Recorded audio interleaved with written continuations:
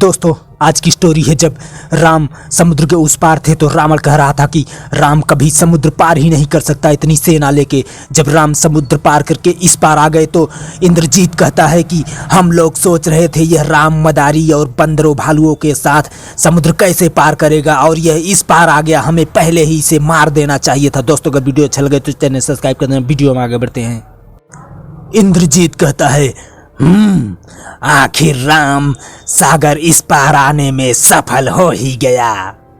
दंडक वन से बढ़ते बढ़ते यह लंका के सिर पर आकर बैठ गया और हम उन बानरों को अभी तक तुच्छ समझकर उनकी उछल कूद का तमाशा ही देख रहे हैं। एक मंत्री कहता है मेरा तो अनुमान है उन्हें देवलोक से दैवी सहायता प्राप्त हो रही है या स्वयं देवता लोग वानर रूप धारण करके राम के पीछे आ गए हैं, अन्यथा मानव के लिए यह असंभव नहीं था। इंद्रजीत कहता है देवलोक दैवी सहायता, तुम किसके सामने देवताओं का हौवा खड़ा कर रहे हो?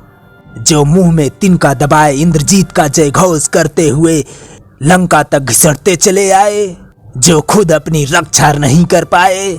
ओ हारे हुए देवता किस बल पर लंकेश से टक्कर लेंगे? रावण के नाना माल्यवान कहते हैं बेटे हारा हुआ सिपाही चोट खाए नाक के समान भयानक हो जाता है। अवसर मिलते ही उसी प्रकार उमड़ पड़ता है जैसे भाटे में हटी पीछे समुद्र की लहरें फिर ज्वार बन के उमड़ पड़ती हैं। इंद्रजीत कहता है आपके बाल ही सफेद नहीं हुए हैं आदरणीय माल्यवान जी, आपके रक्त की लाली भी समाप्त हो चुकी है। हर समय हारी हारी उत्साहहीन राय देने के लिए दरबार में बैठने से अच्छा तो यही हो आप आर्यों के समान वानप्रस्थ लेकर आर्यवर्त के किसी कोने में जाकर विश्राम करें। रावण कहता है शांत इंद्रजीत शांत, हम जानते हैं तुम्हारी सिराओं का गरम स्वर्णित उबाल खा रहा है।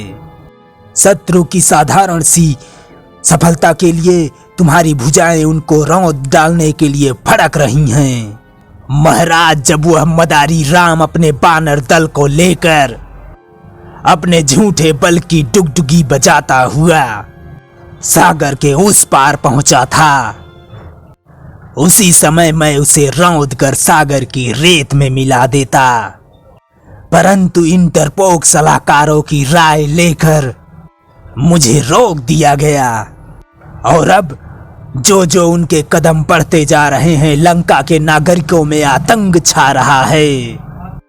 कहीं ऐसा ना हो महाराज नागरिकों में छाया हुआ आतंक का भय हमारे सैनिकों का मनोबल भी गिरा दे। एक सेनापति कहता है नहीं युवराज, लंका के बाकुरे सेना के सिपाही आपके संकेत की प्रतीक्षा कर रहे हैं, तो किस बात की देरी, आज ही रणभेरी को जाने की आज्ञा दीजिए। मुझे आज्ञा दीजिए महाराज, आज रात के अंधेरे में ही उनके शिविर पर हमला बोल दूं। अभी तो वो तनाते ही खड़ी कर रहे होंगे, बिजली की भांति उन पर टूट पड़ूंगा। चेतना आने से पहले ही सब के सब ढेर हो जाएंगे। एक सेनापति कहता है युवराज आपकी राय ठीक है, ऐसा ही करना चाहिए, परंतु आक्रमण आज रात को नहीं कल रात को करना चाहिए। इंद्रजीत कहता है कल क्यों?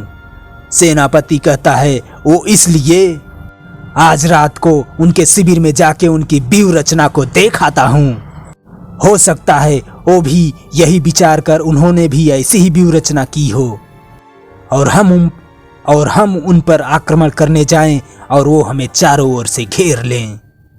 इंद्रजीत सैनिक कहता है ये मत भूलिए अब उनके साथ विभीषण है, उसे हमारे युद्ध पद्धति का ज्ञान है, उसने अवश्य ही उन लोगों को सावधान कर दिया होगा। आज रात्रि को मुझे ये सब दिखाने दीजिए। इंद्रजीत विभीषण विभीषण विभीषण, मेरी इच्छा भी उस समय तो यही थी, उसे बंदी बनाकर कारागार में डाल दिया जाए। रावण कहता है वत्स उससे हमारी असुर जात में ही मतभेद होने की आशंका थी। हमारे अपने अंदर ही दो दल बन जाते। अब उसे संसार कुलद्रोही और घर का भेदी कहकर दोषी मानेगा। इससे उसका मान बढ़ेगा नहीं।